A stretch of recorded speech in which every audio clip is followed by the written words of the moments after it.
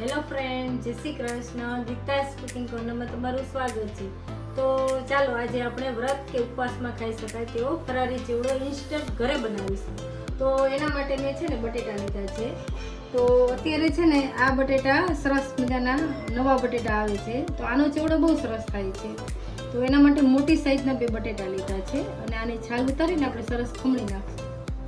આ બટેટાની ઉપરની આપણે જે છાલ છે ને એ ઉતારી લઈશું.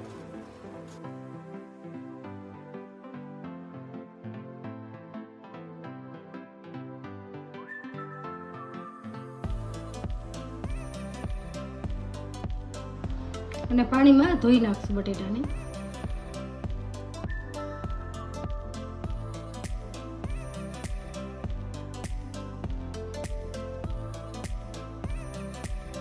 હવે છે ને એક પ્લેટ રાખી છે અને આ મોટા કાણાવાળી મારી ખમણી છે, એ આપણે એમાં ખમણી લઈશું બટેટાની. તો આ રીતે બટેટું ઊભું જ રાખવાનું અને લાંબી લાંબી ચિપ્સ પડે ને એ રીતે આપણે પ્રેસ કરી અને પાડવાની.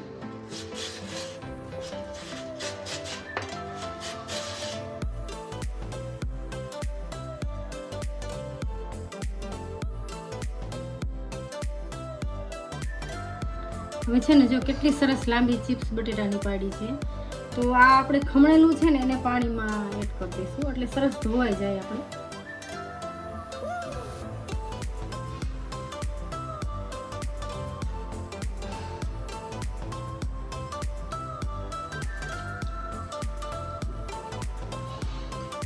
આપણી છે બટેટાની આ ચિપ્સ કરી છે ને એ જો પાણી કેટલું ખરાબ થઈ ગયું છે, તો આ રીતે આપણે 3 પાણીએ ધોઈ નાખશું અને જ્યાં સુધી ચોખ્ખું પાણી નહીં થાય ત્યાં સુધી આપણે ધોતા રહીશું, કારણ કે આ બટેટામાં છે ને સ્ટાર્ચનો ભાગ હોય છે. હવે છે ને આપણે આ ચિપ્સ છે ને 2-3 પાણી આપણે સરસ ધોઈ નાખી. તો આને છે ને એકદમ સરસ આપણે નિતારી લઈશું અને આ ચોખ્ખું કપડું પાથરું છે ને એમાં આપણે 2 મિનિટ પોરી કરી દઈશું.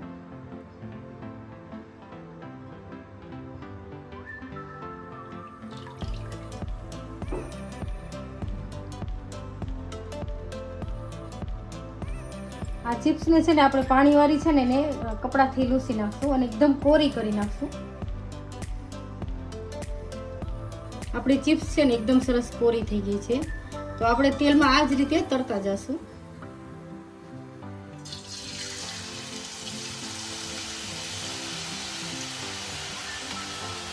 અને જ્યારે આપણે તેલમાં નાખી ત્યારે ફૂલ રાખો, હવે ધીમી આંચ કરી દઈશું, મીડિયમ.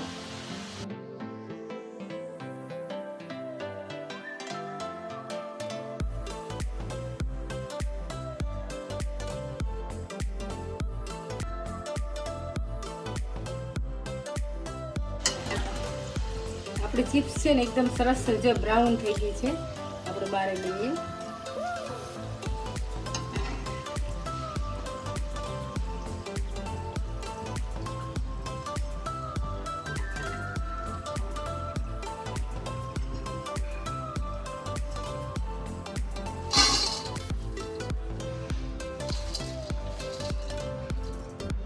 આ જે આપણે ઇન્સ્ટન્ટ ફરારી ચેવડો બનાવ્યો છે, તો તેને આપણે બાફવાની કે તડકે સુકાવવાની કાંઈ ઝંઝટ નથી. એમનામ જ ઇન્સ્ટન્ટ સરસ મજાનો ચેવડો ઘરે સરસ તૈયાર થઈ જાય છે.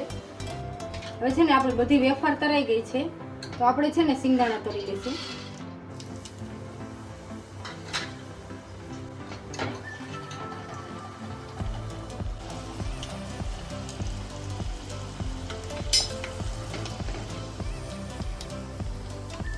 સિંગાણા સરસ બ્રાઉન થઈ ગયા છે, તો આપણે આ જે ચેવડો બનાવ્યો છે ને એની અંદર એડ કરી દઈએ.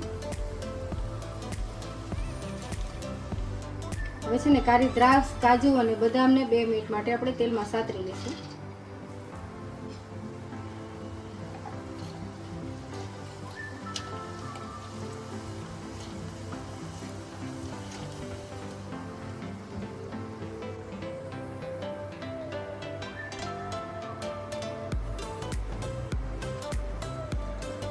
હવે છે ને થોડા મીઠા લીમડાના પાન છે, એને પણ આપણે ક્રિસ્પી થાય ને ત્યાં સુધી સાતરી લઈશું.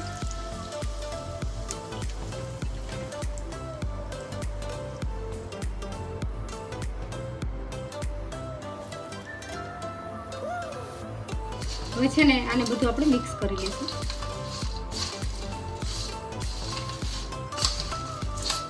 હવે આ ચેવડો તૈયાર છે તો આમાં થોડા આપણે મસાલા કરી લઈએ.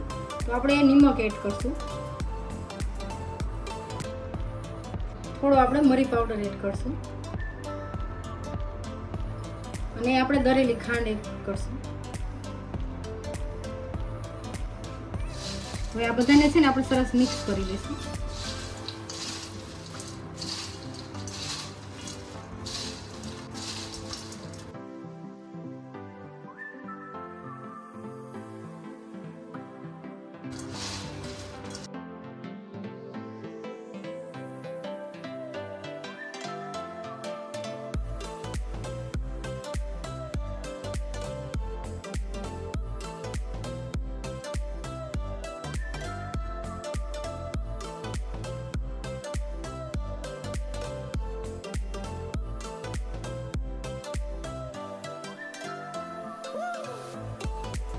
સુપર ટેસ્ટી અને ક્રિસ્પી એવો ઘરે ચેવડો એકદમ સહેલી રીતથી સાદા બટેટામાંથી આપણે બનાવ્યો છે અને એકદમ સરસ બનાવ્યો છે ક્રિસ્પી એવો.